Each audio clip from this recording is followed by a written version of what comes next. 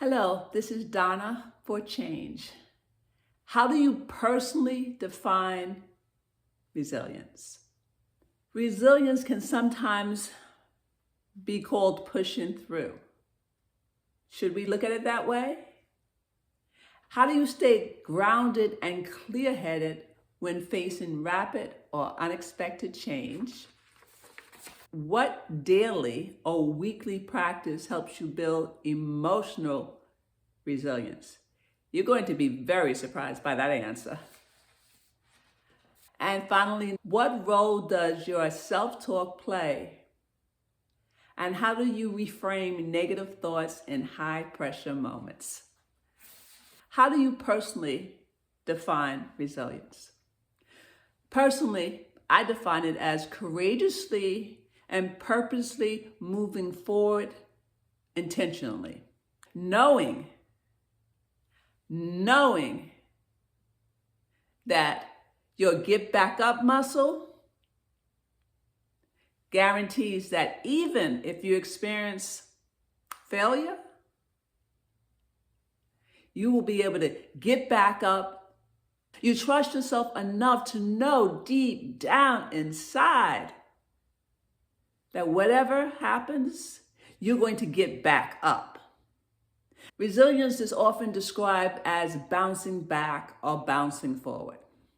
For me, when I think of bouncing, I think of a ball. It goes up and down and up and down. Instead of describing it as bouncing up, bouncing forward, describe it as forward movement. And resilience can often be confused as pushing through. When I think of pushing through, I think of childbirth. Pushing through at all cost. Now, many of us are mothers. Why would we want to equate pushing through as a definition for resilience? How do you stay grounded and clear-headed when facing rapid or unexpected change? Ownership. Taking ownership by making a conscious choice that this belongs to me. I'm the one who's going to create movement. It is my responsibility to determine how I'm going to interact with it. When you take ownership and then responsibility, you are empowered. No longer feeling like it's happening to me. I'm the one in control of how I respond and what I do. What daily or weekly practice can help you build emotional resilience? Okay? I said that this was going to surprise you. Showers. Yes, that's right. Not rain showers, but showers that you take to cleanse yourself. Think about when you take a step into your shower. Few people will interrupt you in the shower. You've taken off your clothes, and along with your clothes, you have taken off anything that you were thinking about prior to the shower or anything that you may have to think about after you get out of the shower. Leave behind any thoughts other than being present with yourself. Yes, it will take a lot of time. It took me a lot of time, but fortunately, we shower quite often, right? So we have plenty of opportunities without even squeezing anything into our schedule. And at first, in order to keep your mind from reverting back to using the shower as a brainstorming session, you may have to breathe in for 5, hold it for 5, and then release it for 5. You may have to do that over and over again. You can't do that and problem solve at the same time. call to mind an image, a picture that brings you some type of inner joy. I love sunsets and sunrises. When I get in the shower, I picture the last time I saw one and the brilliant colors that I saw and what the sky looked like and how that felt inside.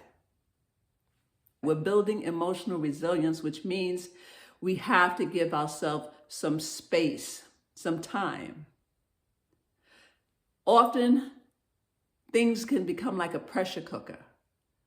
And we go from one thing to the next thing, hardly taking a breath. I guaranteed you, if you put this into practice, you will start to build emotional resilience. As you wash, you can show gratitude. For example, as I wash my face, I think about the mouth I have and how it allows me to speak, and my ears and how I can hear, and my eyes, how I can see, my arms, how they allow me to embrace others. There will be a time after you continually practice this that you will open the door to your bathroom, and as you walk into the door, you will start feeling layers coming off. Layers of what it was you were doing before, layers of what you need to do. It is an incredible, liberating, rejuvenating, and impactful experience. What role self-talk plays, and how can we reframe it when we are in high pressure moments? First, remember, our mind is trying to keep us safe. We may call it self-talk, limiting beliefs, but the truth is it's protective talk, since it's trying to keep us safe. For example, if you said, I want to speak from a platform, and the thoughts creep into your mind, there may have been a time before when you spoke and it didn't quite go the way you wanted to, and the mind is trying to prevent that from happening again. It remembers how you perhaps beat yourself up about it. And if that was the example, I would say, thank you. Thank you for honoring me by sharing those thoughts. I understand you are trying to protect me, and I love you for that. However, I have chosen to continue to pursue speaking on platforms. I respect your insight and input, but I got this. I got this because I know, like I know, that I can get back up if it's not as successful as I like. It's a huge topic, and I'm going to be speaking more about it. So subscribe and also put your comments in. What takeaway did you have? Did it change your perspective? This is Donna for Change, your partner in life transitions. Take care.